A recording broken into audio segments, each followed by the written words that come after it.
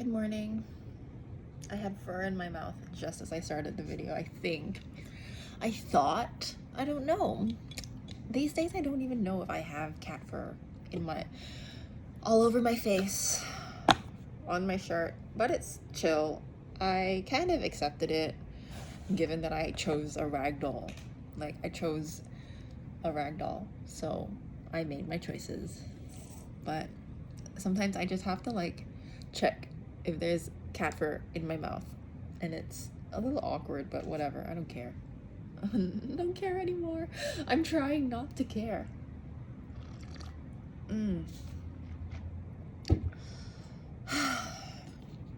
Summer has been going very well for me. Oh my lord. I have a feeling it might be my first, what's the word? No, not first. It might be like the last sort of summer that I can really take to my full self. You know what I mean?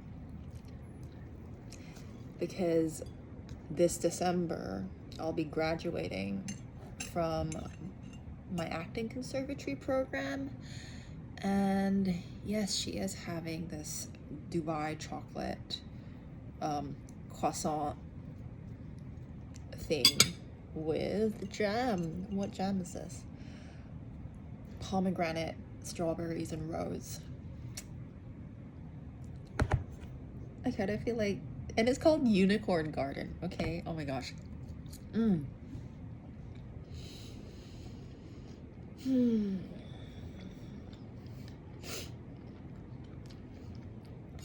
so upset with myself, okay? I'm really upset with myself because I started learning how to play mahjong, like properly with rules, a month ago. Hong Kong style, at this like LA mahjong, what do they call it? Circle, community, group? Well, regular organizers, okay.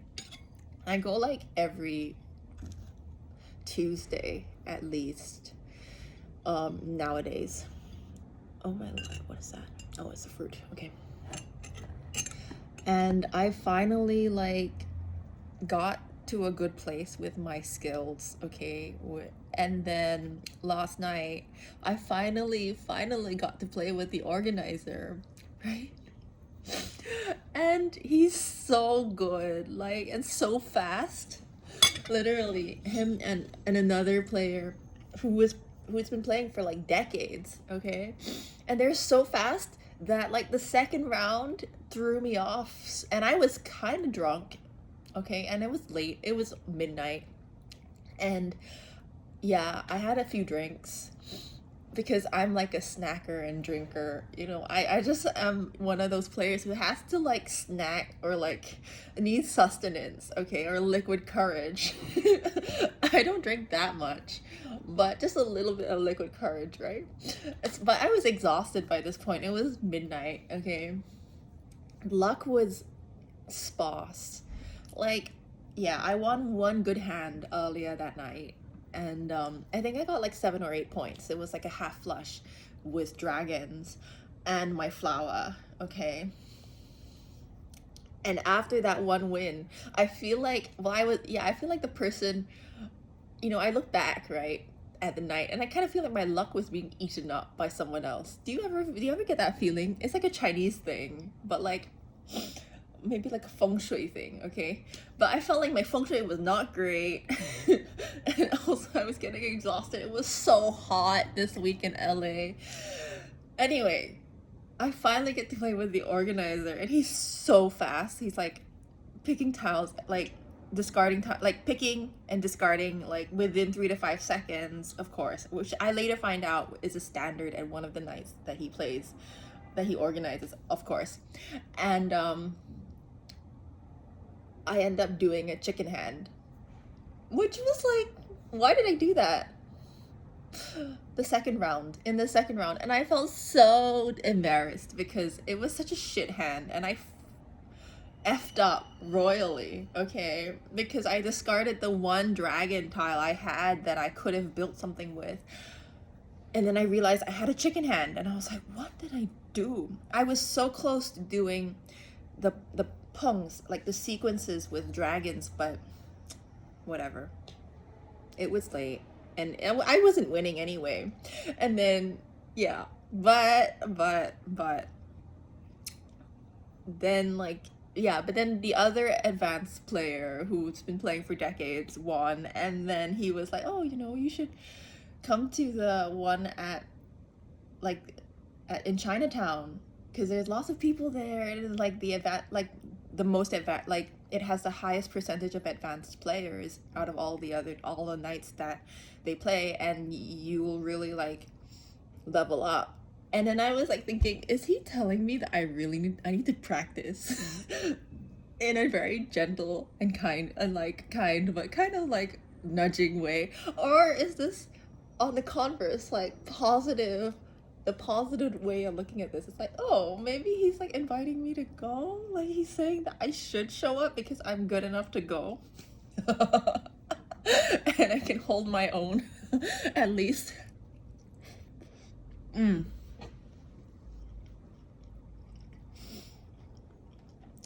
Yeah, for someone who's actually sorry, I won't talk when I'm trying not to talk when I eat,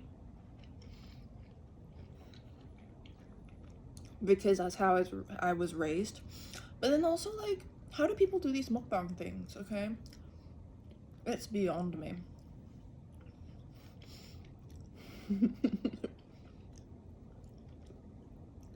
Yes, I am sitting on the floor because I have like a tatami cushion, and I'm Asian, and and a rug, and because this is kind of like my makeshift oh my god, my cat did something really cute.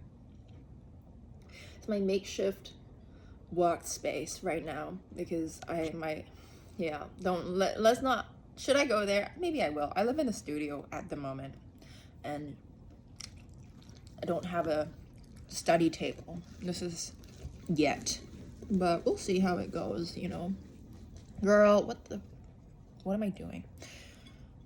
I'm gonna eat this in a different way that is convenient to me.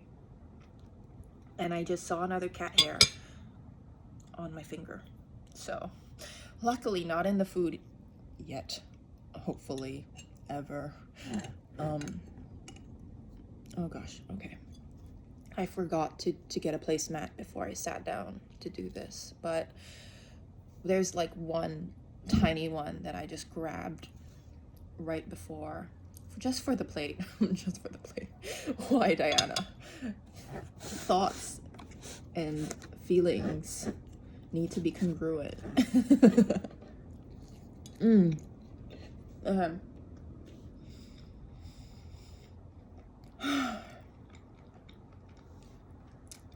Okay, so now that I put it in context and I've said it out loud, I don't feel as durian as I did in the moment when I realized I did the chicken hand and I fucked up. But I wasn't gonna win anyway. I was like mainly playing for the social element by that point. I was like, this is the first time in 3 years in all of LA that I've been around so many Asians, and it's not about food or boba. Okay, so let me have this moment. Like, the Singaporean Chinese girl is like missing Asia so much and is only really here to act, and finally has an Asian community that speaks Chinese somewhat, which, yeah, better than nothing. I mean, like, if calling out mahjong sequences and three of a kinds is Chinese enough, it's still Chinese, right? Cantonese or Mandarin or whatever. Also, yeah, I finally like met a friend that I could speak a full Chinese conversation in, like Mandarin conversation with. I'm so happy. Yeah. And he's not unattractive, which helps. Just saying. Because, okay, I've been thinking a lot about this. Maybe let's get into it. When I first got here, people were like, oh, dating in LA, blah, blah, blah, or dating in the big cities. Generally, because it's not just LA. Like, people in New York say this. People in London say this. And Singaporeans also talk about it. But like I do feel like dating in a city is very different, you know, and from like what people necessarily were used to traditionally, because you have so many factors to think about. And also the apps. I'm not on the apps. And let's get into it. I don't want to go back onto the apps. I don't like it. And also, I just get a lot of like weird fetish stuff happening, like Asian fetish, okay? And I'm not into that. Which is, I mean, like, which is because I've been thinking about it. I was like, yeah, I would like a man who can speak my language or cares enough about my culture to learn the basics of the language to understand what I mean. Just so, like, but also I kind of feel like there's an element of that where, like, there's an intuitive body language and vibe element of communication where like people just understand what you're trying to say without necessarily knowing exactly what you're saying literally. You know what I mean? Like the literal words. And I kind of feel like understanding the vibe of what I'm saying is important, just as important as the language itself. Oh yeah, speaking the language of my soul. I feel like such a city person right now saying that, an educated city dweller. Speaking the vibe of my soul.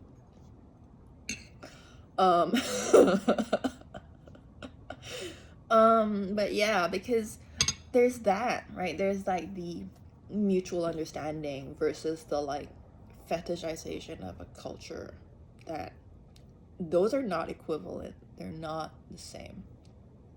Yeah.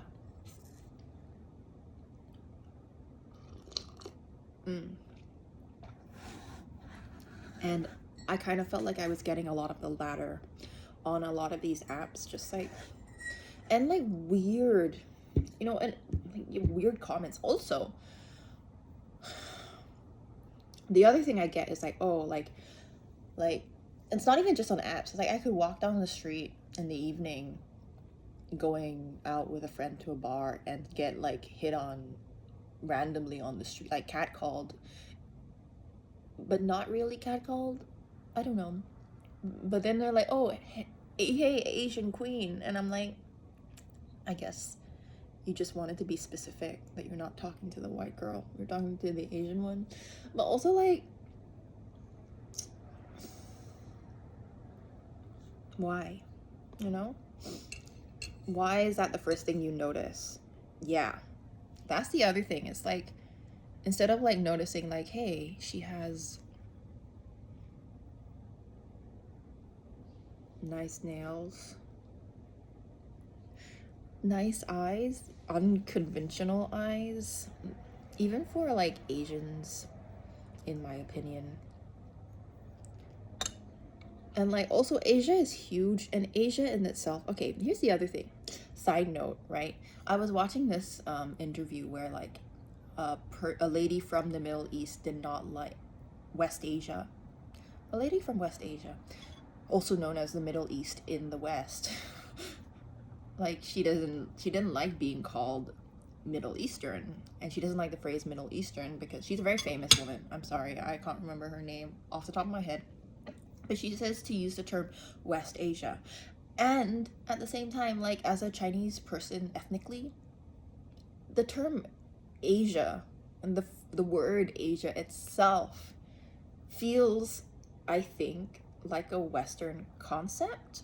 If my history knowledge is not wrong, I'm pretty sure it's a Western idea. This whole, and the grouping of the continents formalized and popularized. This part is true. It's popularized in the English language by the British, the colonizers. So like, what actually are we? You know? And it's kind of like a catch-22 situation where like they've put us in this category, and also in order to navigate this society, we now have to like admit to being put into this category, even though that's not necessarily how we originally identified ourselves. But now like, we're not our ancestors, we're the descendants are like, well, we are in this category and we also have those roots, but that's not how our ancestors identify themselves. But in this Anglo spheric society, global society, we now have to acknowledge that we are Asians. Yeah, I don't know if you catch what I'm saying, but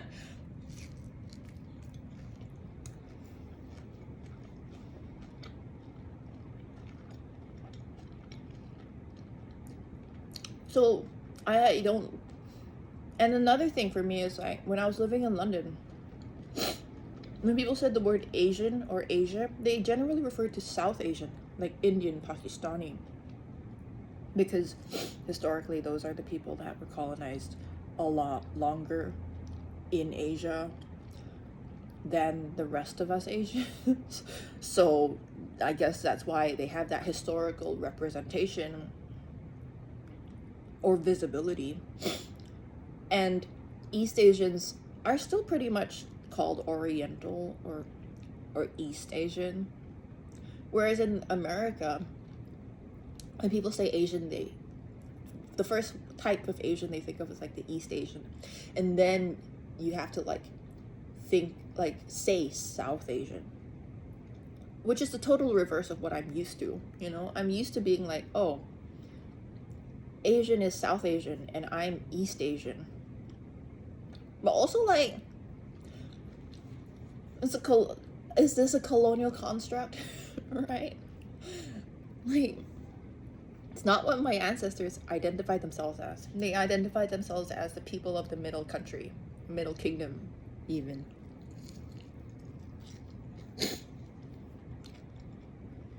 Or the Central Country, like 中国, like 中国人, right?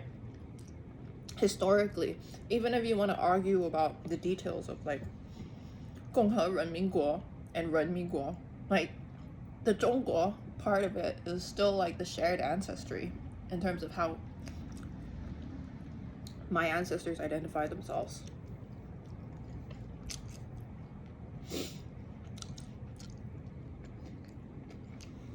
So all I have to say, like, I don't like it when people look at me and think Asian first. I really don't. Because I mean, yeah, if they said Chinese first, or Singaporean Chinese, like ethnically Chinese or like Singaporean national, you know, those two things, I'm like, yeah, that's what we grew up with, like, in Singapore. I accept that. I identify as that.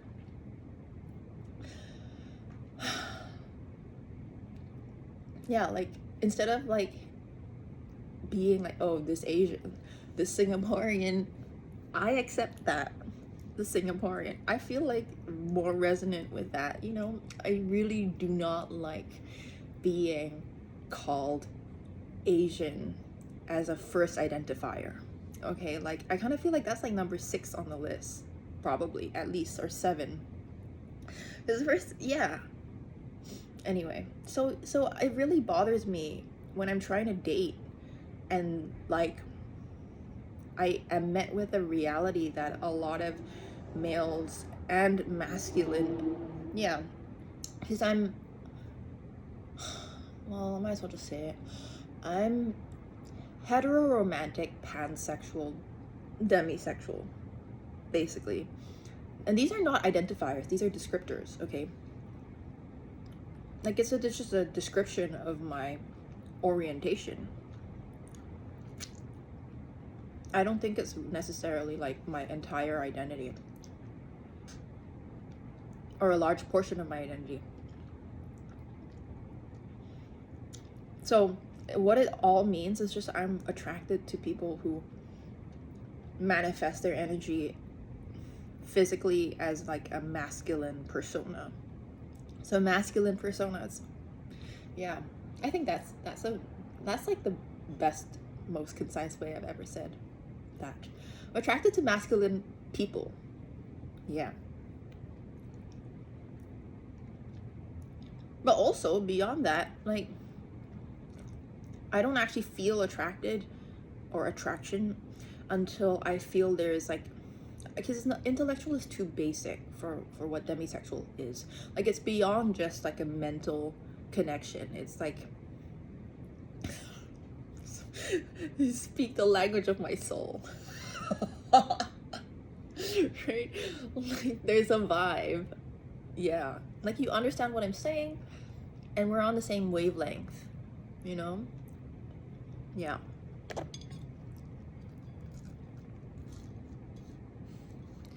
That's like, yeah, those are the conditions under which, like, or the circumstances under which I do start to feel a sense of attraction. I mean, it also explains why I also often find, like, if I find a man intelligent, not necessarily just like book smart, like street smart, or like socially intelligent, emotionally intelligent, that's when I really start to think he's actually attractive. Because physical, I think the size says it all.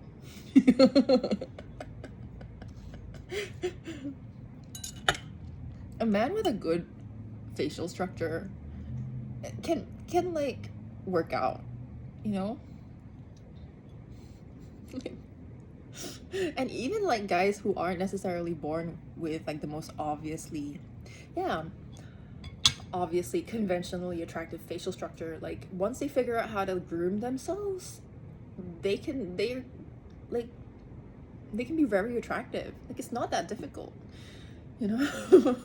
Women do it all the time.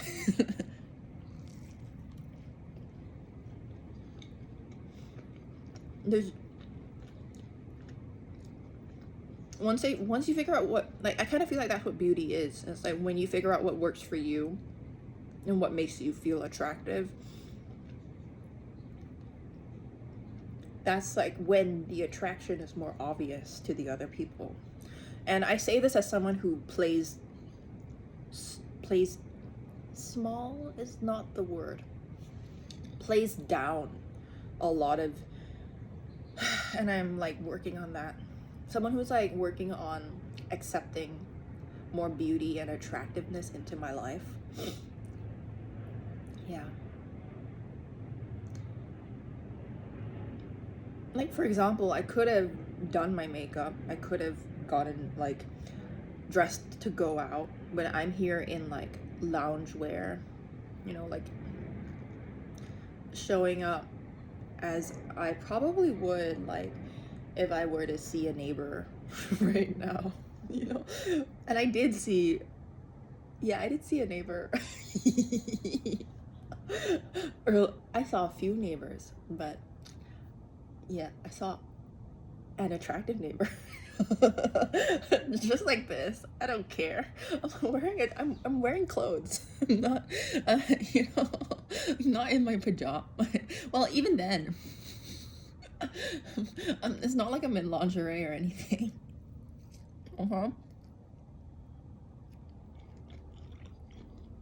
I'm in like clothes that I would wear around my apartment building. And also that, I am the kind of person who would wear kind of socially acceptable pajamas to go get my mail. You know, like I have worn my pajamas down, thrown on a hoodie to go get the mail, which I'm sure lots of people do anyway. So I'm just talking about it. I'm just acknowledging the truth. But anyway, like, yeah, I don't think dating in cities is hard because of like apps necessarily, and modern first world problem. Well, it is a first world problem, but I genuinely think it's because a lot of us are just like more aware of all of the different ramifications of being in a partnership. we're like, there's that level of education and literacy where you understand, like, yeah, if I want to have a life partner, these are the things that we need to, like, not necessarily be compatible per se, but like beyond compatibility to like make this lifestyle work for more than one person. And it really is that. It comes down to like ways of living. Because yeah, and because then you layer on top of that all the other stuff, like the attraction, the connection, the legality, the contract of marriage, alongside not like the cost of living, the way that, you know, like, yeah, let's put the food down for a second and really talk about it.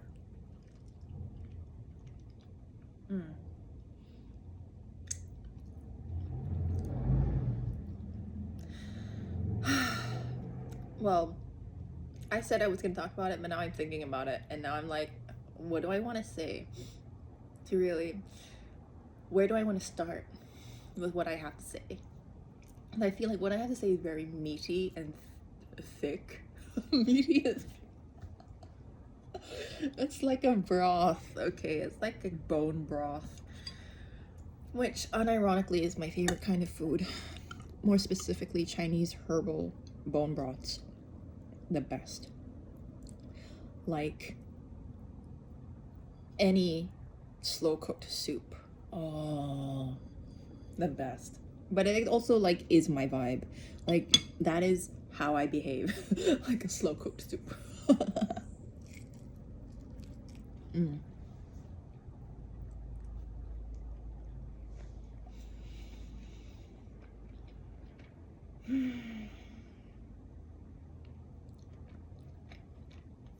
Okay.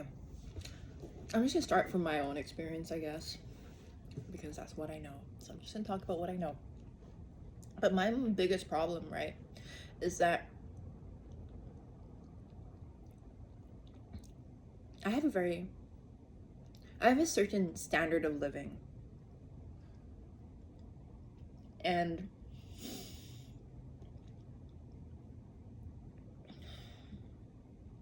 it's very difficult for me to meet beyond just a standard of living, like like hobbies and personality, way of living, even because my way of living is like, I am so open to meeting people from all walks of life, which I do, you know. And his like habitually, I don't even talk about, like, for lack of a better word, my wealth. A lot for, I mean, for a long time in my, I mean, for people like me, I don't know. Yeah, for people like me, I don't feel like we really have this sense of like it being our wealth when it's something that our parents have and we haven't necessarily earned, nor does it come unconditionally. You know, there are people who are in a similar financial category as me who do like grow up very entitled and like are given whatever their parents have unconditionally without strings, just because, you know, just because they were lucky to be born into that. But I kind of do feel like I am one of those people who, like, yeah, I am a peer to this person, and yet my parents don't treat me don't treat me like that. But also, I guess they also thought about it and they were like, we're gonna raise this girl to like stay humble, so and like understand the value of hard work, which, yes, Dad, I do. I understand the value of hard work a lot. You don't have to repeat it. But and especially as the eldest child, yeah, like, I think I think the reality is now, like, I'm coming to this awareness that my parents raised me to be as humble, like the opposite of entitled as they could possibly raise me to be. And for a long time in my life, because they raised me to be the opposite of entitled, I like would play down the wealth that I had. Like, even showing up now, I'm like, if you could look at this frame, this is probably the most expensive thing in this frame right now that you could see, outside of like me and what I've spent on my health and well-being and my skincare or whatever. Like, in terms of physical objects, inanimate objects, like, this is probably the only thing that seems like it would show an indicator of like where in the socioeconomic spectrum I lie. Right? And I didn't even intentionally put it in the frame. I just wanted to bring it closer to my food. Like, and I think that's a very, like, that's how I show up, okay? In like a daily life, I don't like showing up as, might as well just talk about it. I don't like showing up as someone who's like decked out in like Hermes, like, you know, or like the like love bangle thing, which I kind of feel like it looks a little bit like a handcuff. I don't like, yeah, it looks a little bit like a handcuff and I don't like it. And also, like, why spend, this is also another thing that I learned from my mom. It's like, why spend all that money on like this thing, object, this design that has been so commercialized, when you could go and take that money and like give it to a like an artisan who can craft something bespoke for you at the same price with like probably higher quality gems.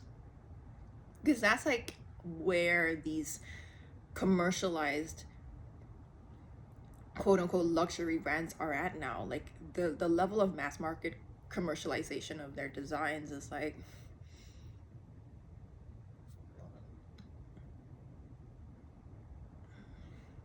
devaluing certain, like devaluing those designs.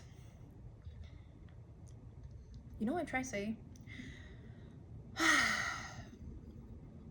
So like, people with quote unquote taste and quote unquote this artistic discernment go for like bespoke things, because that's like just a better value for money and return on your money, because you have the emotional return as well, because you're like, yeah, I got this just for me and I collaborated with the designer to make this just for me.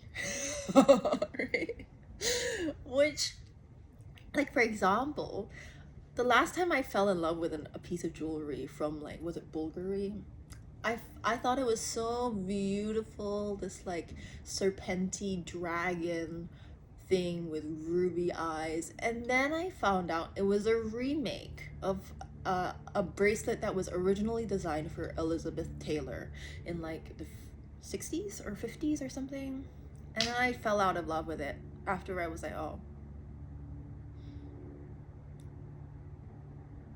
it's a remake. You know, I thought this was a new design, but also the original looked prettier and was more detailed. I think that was it. When I looked at the original, I was like, this one is so much more beautiful. And I don't see, yeah, and then I looked back at what was available now and I was like, I'm pretty sure that one was cheaper than this one. And then I fell out of love with it. And since then, I haven't found any of these like quote unquote luxury commercialized jewelry brands that attractive to me anymore. Also because I have some understanding of how jewelry is designed, so I kind of feel like when I look at pieces of jewelry now, I'm like thinking about it in those ways that I was taught.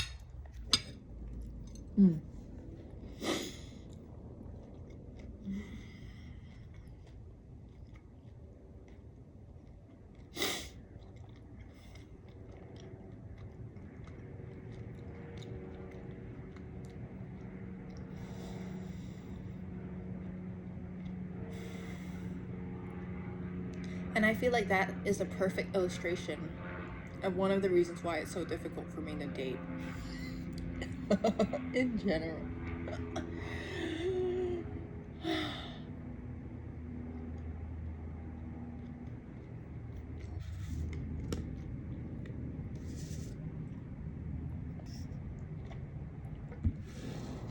Because, yeah, if we're talking about like masculine persons, very rarely do I come across like a masculine presenting person who was born female who like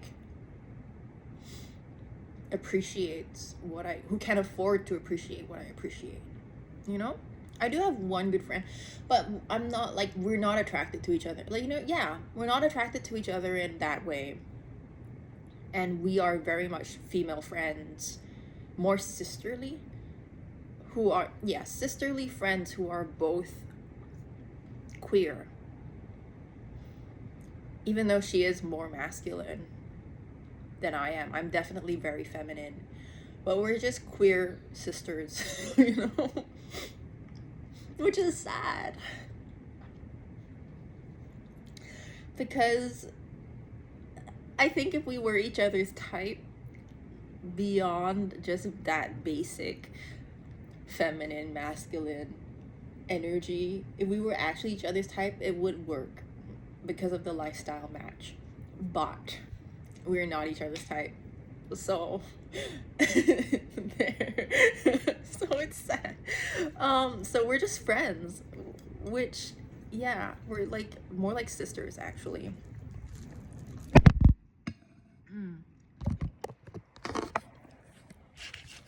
And I don't know, unless that's how I'm seeing things. But I can't speak for someone else, so.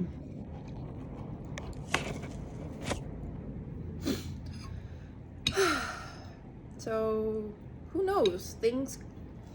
The future is never set in stone.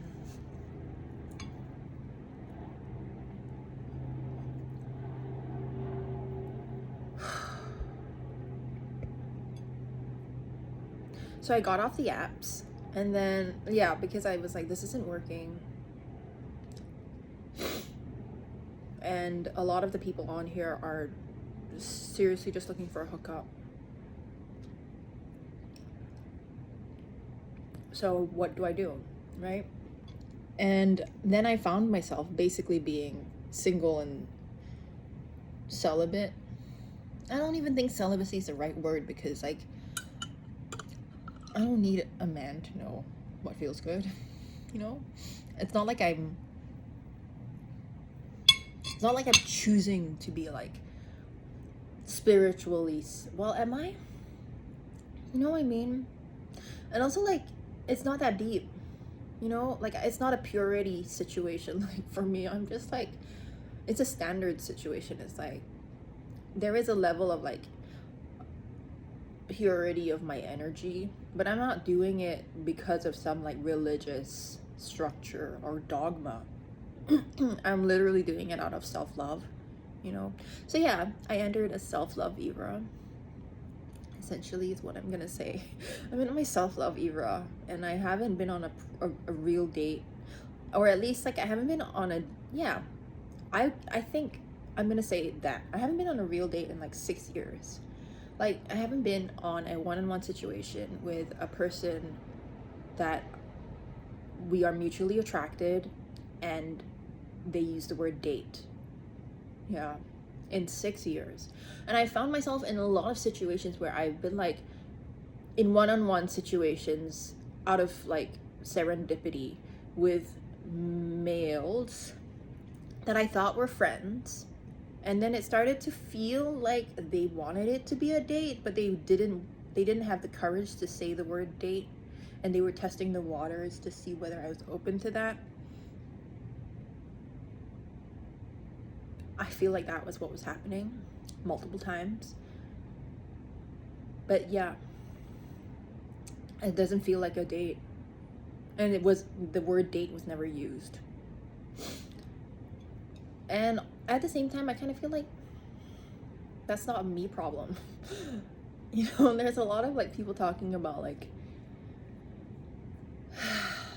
male loneliness epidemic or whatever, whatever they want to call it, and all of these like things that men are just trying to figure out.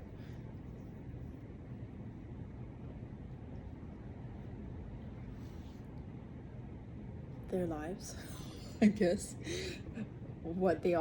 how to be emotionally and domestically independent and still be attractive to their intended, I guess, audience.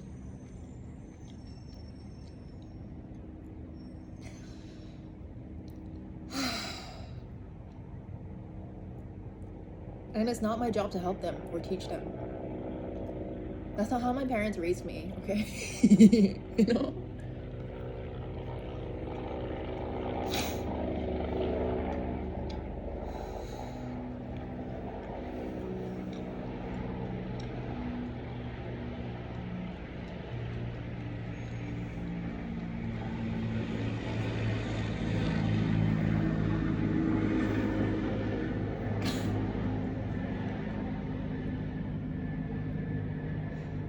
Not sure if the helicopter can be heard,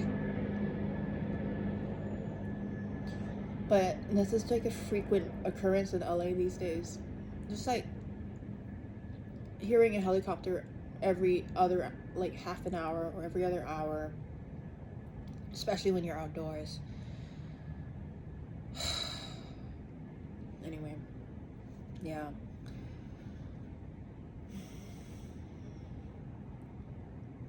People say it has to do with politics. I don't know for sure, but you know, it is what it is.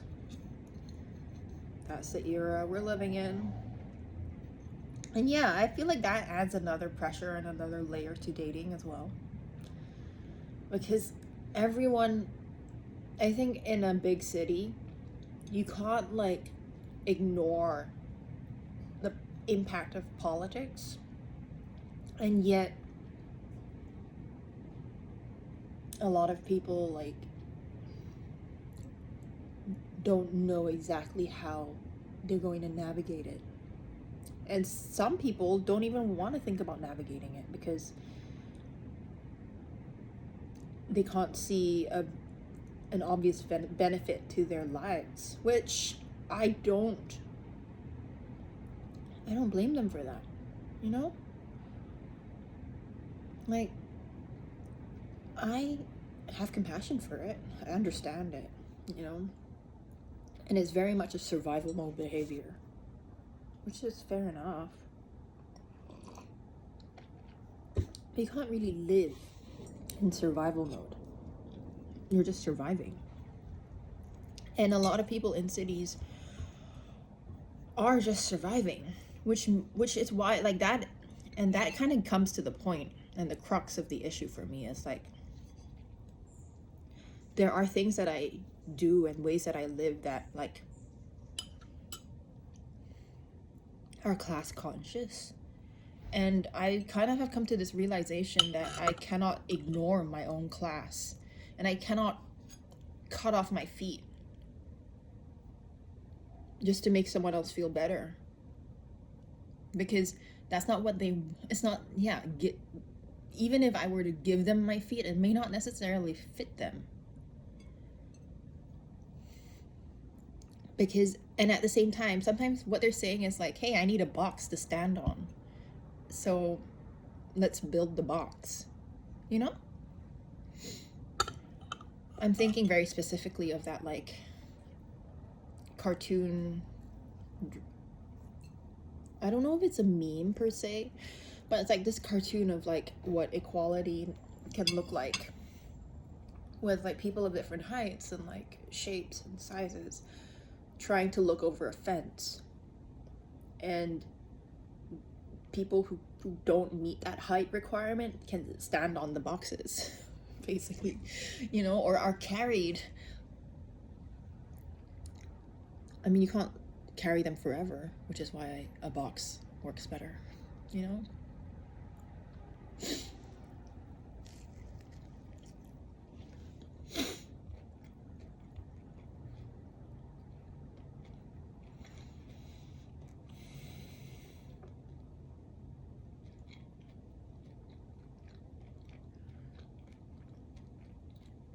And I think for too long in my life, I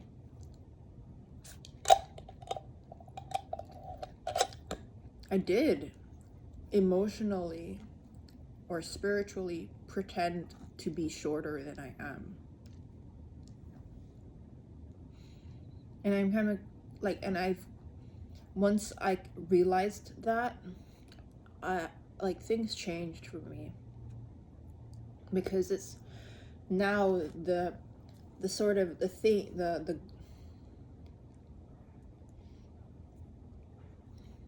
is that the word, like the modus operandi? The perspective is more like,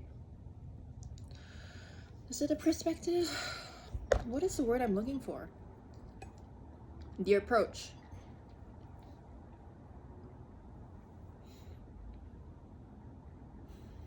My approach has changed.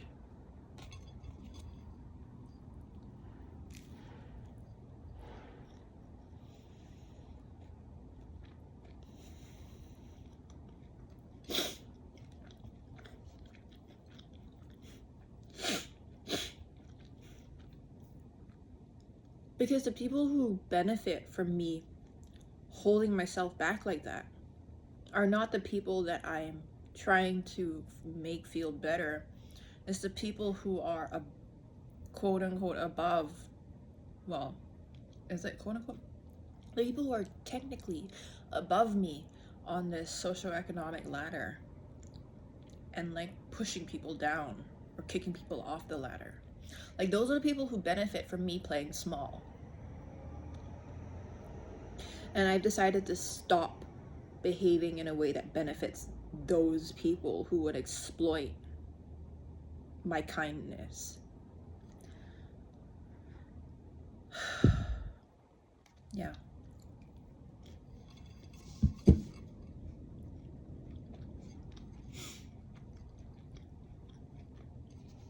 And I think that's why that is the real tea, right? Because it doesn't really matter the source of a potential date. It's like the quality of the match, you know?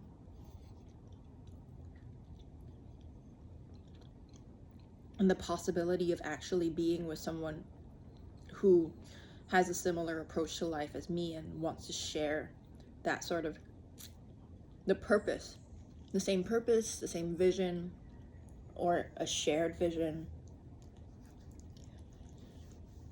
and like that alignment in terms of lifestyle and ways of living, and even like how we operate in public, you know? Like I'm someone who, like, especially as someone who is the feminine energy, like I find myself behaving in ways that are more conventionally feminine when I'm partnered and when I'm out with my partner.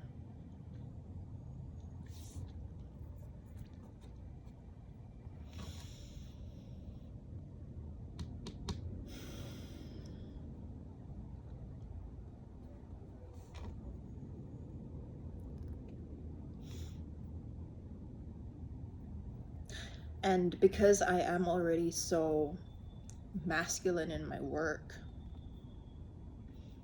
and not just, I don't think masculine is the word, I'm so yang qi. Like, yang is genderless. It's just, yeah, like the word masculine is a subset of the word yang, which is like the sun energy, right? I'm so outwardly, or output naturally, like naturally active in my work, like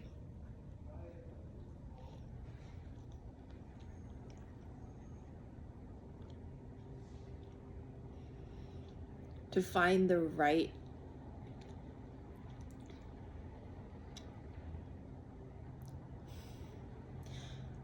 balance in energy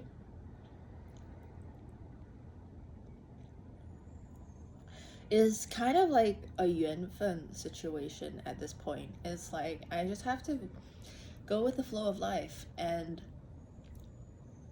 catch the opportunities when they come. You know, perchance I shall finally meet someone that like is in sync with my energy. And if I don't, like, that's life. Like, I think I'm actually very much all right. I'm good. You know, I'm living. I'm not dead. I'm not unhappy. And I've come to this point where I realize, like,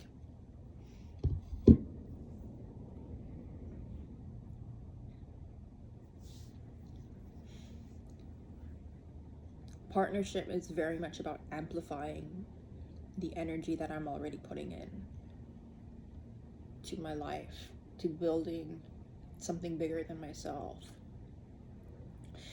to extending my family. Not that I have necessarily some prestigious family line, but that's not even a it's not a prerequisite for having another generation.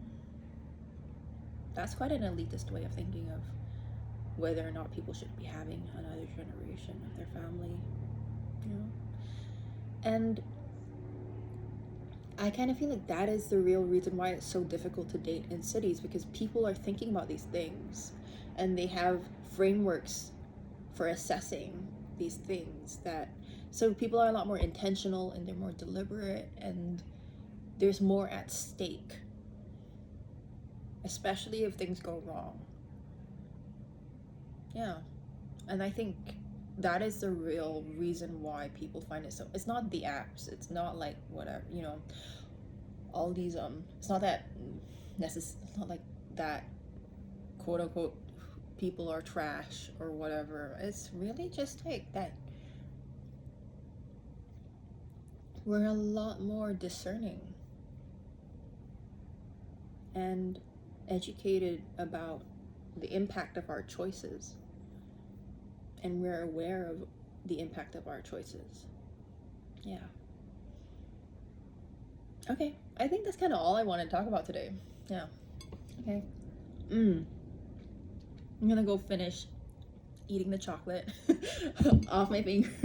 I mean, I washed my hands for a reason, okay, so I could have every single bite of this very, very beautiful Dubai chocolate croissant, okay?